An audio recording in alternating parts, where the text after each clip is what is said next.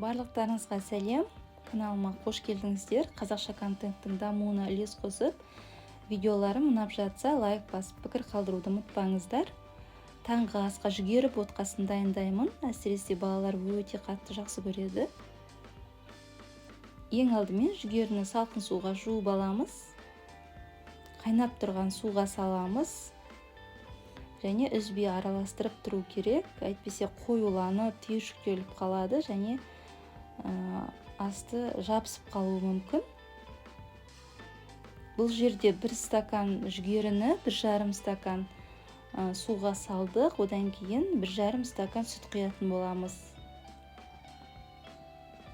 12-15 минуттай су тартылғанша баяу отта қайнатамыз. Одан кейін үстіне сүтті құйып, тағы 15 минуттай қайнатамыз. Және 5 минуттай пешті өшіріп, бетін жауып, дәміне қарай қант қосып бұқтырамыз. Жалпы дайындалу уақыты 30-35 минуттай болады.